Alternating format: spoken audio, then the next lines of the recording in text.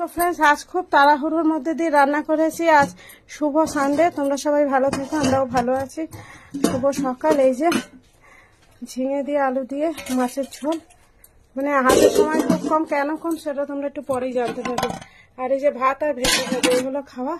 আমি আর তোমাদের দাদাভাই পান্তা ভাত খেয়েছি, আর আমি এই দেখো ঘর মুছছিলাম।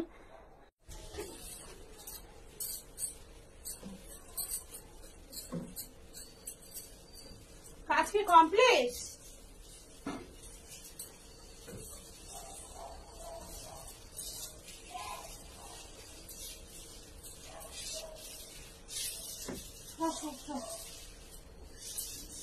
এত তাড়াহুড়ো আজকে কি বলবো। এই কাজটুকু যদি আমি করে না যাই, রোদ্দুরের সময় ভালো লাগবে না, আমার মাথা গরম হয়ে যাবে। ওর আজকে কি খেলার নেশা হয়েছে দেখো, শুধু খেলবে ও আজকে। অন্য কেউ ফোন করলে তো বাবা কি বল। হ্যাঁ হ্যাঁ,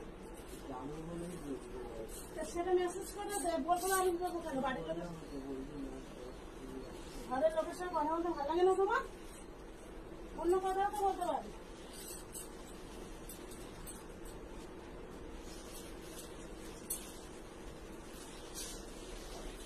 এবার উঠে মুখ খেয়ে নাও, নাহলে আবার দুপুরে খেতে পারবে না। নান মাত্র 1 মিনিট শুনেছো বাবা, মাছের ঝোল দিয়ে।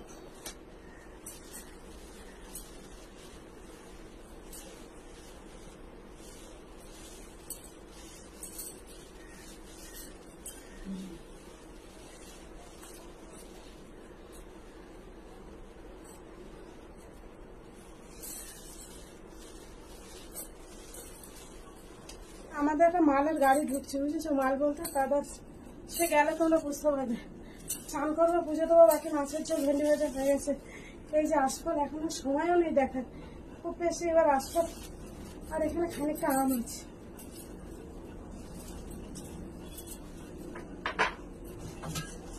তোমাদের সঙ্গে সবকিছু শেয়ার না করলে মনও ভরে না, আবার হাতে সময়ও কম।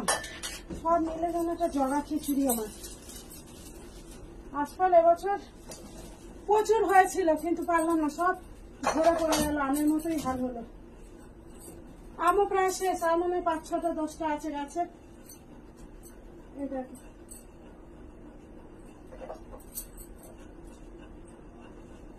মানে প্রতিদিন কে উঠবে তাই না গাছে, এরকম একটা ব্যাপার। আর এই দেখিয়ে দিলাম গাছের ফল, কাছ থেকে দেখলাম। এই যে আশফল ভীষণ মিষ্টি হয়েছে, কিন্তু আরো বড় বড় হয়, এতেও কিন্তু প্রচুর শ্বাস। তো দেখিয়ে দিলাম, খুব তারা বললো পুজো দিয়ে চলে যাব।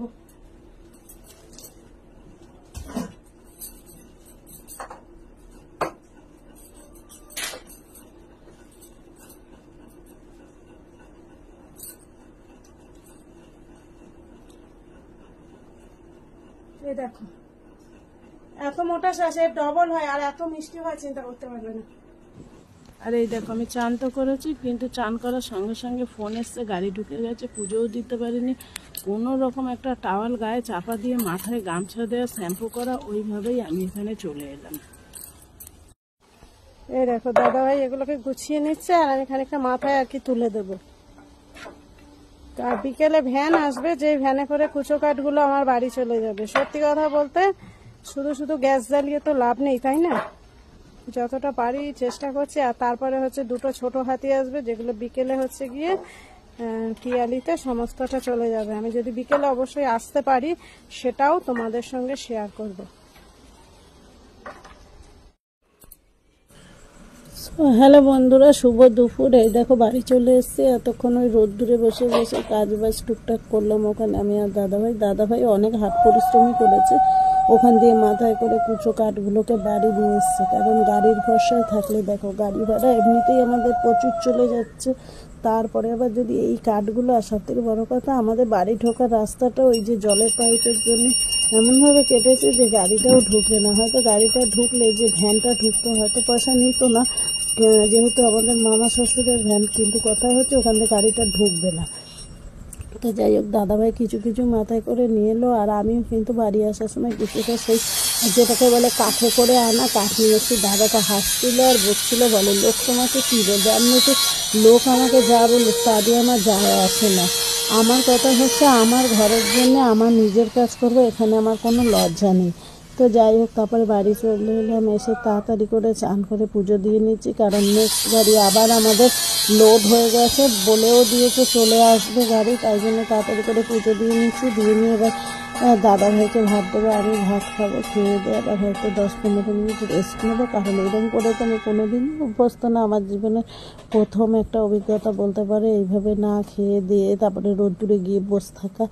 দাদা মানা করেছিল, কিন্তু আমার নিজের তো একটা বিবেক আছে না, সবসময় তো আর নির্লজ্জের মতো চলা যায় না যে একটা মানুষ কাজ করবে আর বসে থাকবো। আর হ্যাঁ, যদি বলে তোমার ছেলে, আমি আমার ছেলেকে খুব একটা কষ্ট দিতে রাজি নয়, কারণ আমি এটা জানি মা বাবা মরে গেলে ছেলে মেয়েকে সারা জীবন কষ্ট করে, আর কেউ তখন তার কষ্ট বোঝে না। আর সেই কারণেই আমি নিজেকে দিয়ে বুঝতে পারছি, তো সেই জন্য আমি যতদিন বেঁচে আছি চেষ্টা করব যতটা পারি সাপোর্ট করব।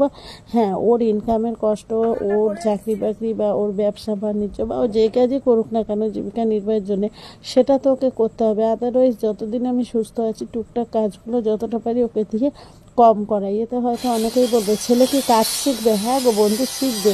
আমি তো কিছুই পারতাম না, আমি বিছনায় বসে হরলিক্স খাওয়া মেয়ে, আমি কাঠজাল দিয়ে রান্না শিখে গেছি, আমি ঘরের বাইরে রিক্সা ছাড়া বেরোতাম না, এখন আমি হেঁটে দুনিয়া করতে শিখে গেছি। পরিস্থিতি সব কিছু শিখিয়ে দেয়। তো চলো, অনেক বকবক করে ফেলেছি, এবার ভাতটা বেড়ে ফেলি। ওদিকে দাদা বলছে গাড়ি ফোন করে ফেলেছে, তো এবার ভাতটা বাড়বো, আমরাও খাবো। ছেলেকে বলছিলাম, তো আমার ছেলে বললো যে এখনই মা ভাত খাবো না, তার কারণ আমি যেহেতু ছিলাম না, ওর ভাতটা বেড়ে দিয়ে গেছিলাম, ও 12টা 12:30 খেয়েছে, আর এখন ধরো 1-1:30 বাজে, ও তো আর খেতে পারে না এই গরমের মধ্যে। তো সেই কারণে আমি ভাবলাম ঠিক আছে চলো আমরা খেয়ে দিয়ে নিয়ে আবার বিকেলে যাব, বিকেলে গিয়ে তোমাদেরকে আবার কিছুটা শেয়ার করে দেবো।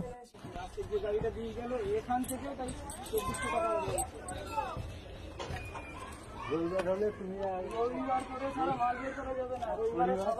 শনিবারে হবে না, শনিবারে একদিন মারতে পারবে, ঠিক আছে, আটটার পরে তুমি আর মারতে পারবে, ঠিক আছে। কি দাদা যেরকম কাজ তো করবে, এই তো খবর হবে শুভ বিকেল। হ্যাঁ, এখন বিকেল 5টা বাজে। তোমাদেরকে তো সকালেই বলেছিলাম যে ছোটো হাতি আসবে, ভ্যান আসবে, সকালে তোমাদের সঙ্গে এগুলো শেয়ার করতে পারিনি, তাই এখন করলাম। এখন এই যে বিকেলবেলাও ছোটো হাতি এলো, আর তোমরা তো দেখতে পেলে যে 3টে ভ্যান এসছে। তো আমাদের মার্কেটে চলে যাচ্ছে। নেক্সট দিন অর্থাৎ সোমবার মর্নিংয়েও কিন্তু আমাদের গাড়ি আসবে, যেগুলো আমাদের বাড়ির কাছ থেকে জিনিসগুলো নিয়ে যাবে।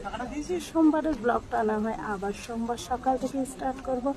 এই ব্লগটা এখানে শেষ করছি। ভালো থেকো, সুস্থ থেকো, পাশে থেকো, সাপোর্ট করো, ভালোবাসা দিও, আর তোমাদের জন্য আমার অফুরন্ত ভালোবাসা রইল।